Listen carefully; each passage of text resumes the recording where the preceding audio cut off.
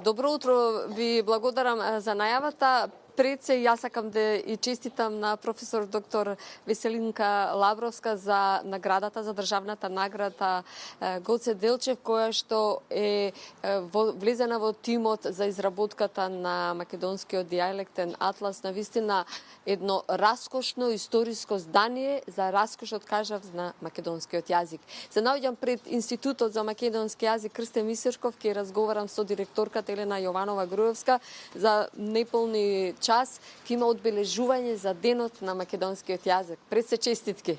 Добро утро, благодарам на македонската телевизија, еве вака денес што го посвети, што ја посвети цела утринска програма на одбележувањето на 5 мај и на нашата награда, на нашите колеги, на наградата Гоце Делчев, на сите граѓани.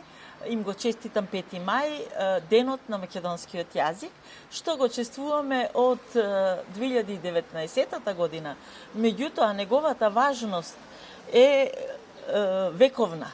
Зошто? Затоа што уште од 9 век, со браќата Кирил и Методи започнува и со преводот, со создавањето на глаголицата и првите преводи на јазикот на македонските словени од околината на градот Солун, односно старомакедонскиот или старословенскиот јазик, започнува всушност историјата на македонскиот јазик. Потоа го имаме целиот среден век, преродбениците и 1944 првото заседание на АСНОМ, кога всушност се прогласува македонската држава и македонскиот јазик за службен во македонската држава. Македонската држава тогаш во рамките на тогашна Југославија, нели? Една година подоцна, неполна година подоцна, значи на 5 мај 1945 година е прогласена и обзнанета, објавена првата македонска азбука, и таа азбука е истата она на која што пишуваме до денес. И потоа на 7 јуни 1945 година го имаме всушност првиот правопис на македонскиот јазик.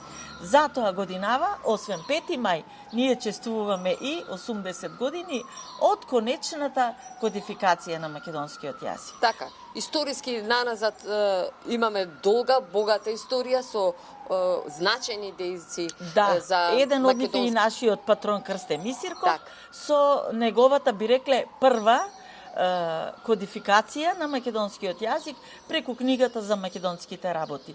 Многу од решенијата што ги дава Крсте Мисирков, потоа се влезени во конечниот изглед на македонскиот литературен јазик, на правописот, па дури во азбуката, и затоа ќе кажеме дека си има своја историја.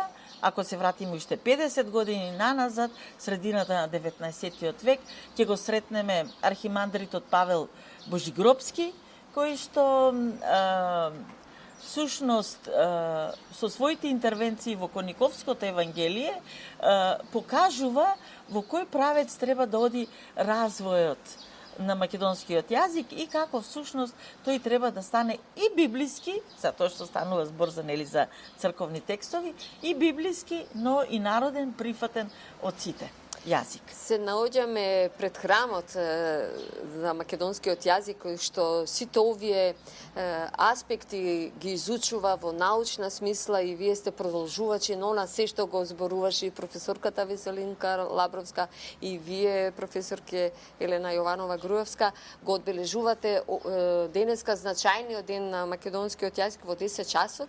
Да, ние сакавме да бидеме први во 10 часот утрово.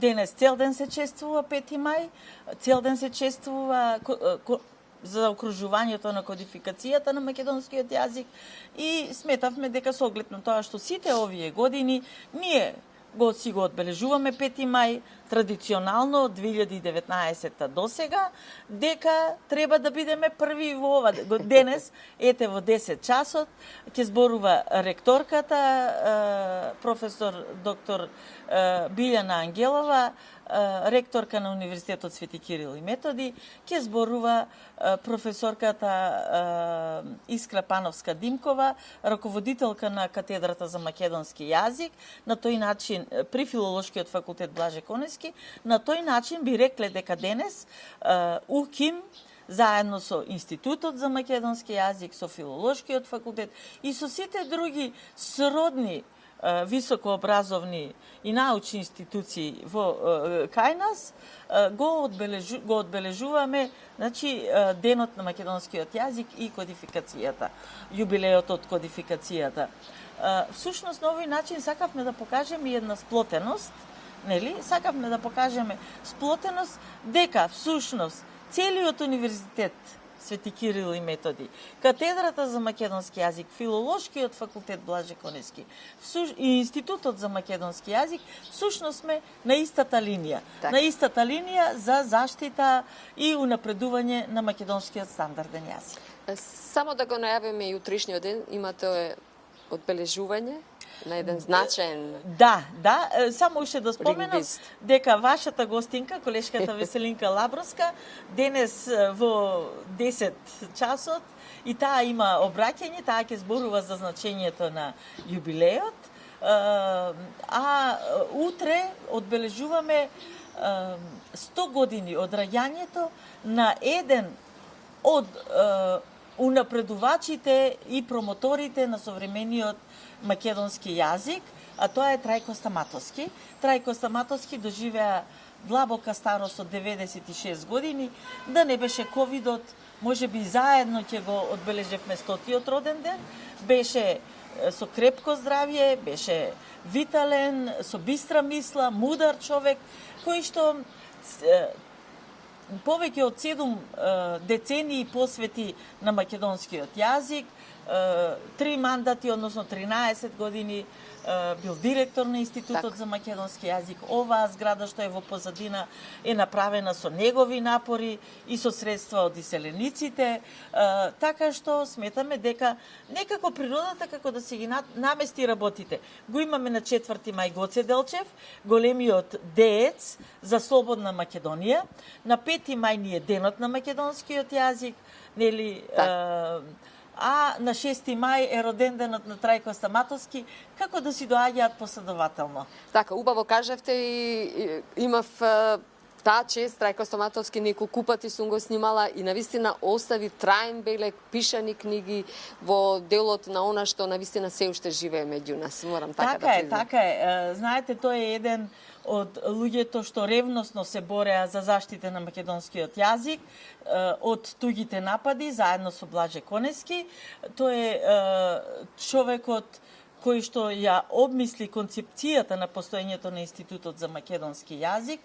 Тој е основачот на одделението тогаш за ономастика, македонска ономастика и воопшто еден од луѓето што ги обмислија сите области што се работат кај нас во Институтот за македонски јазик.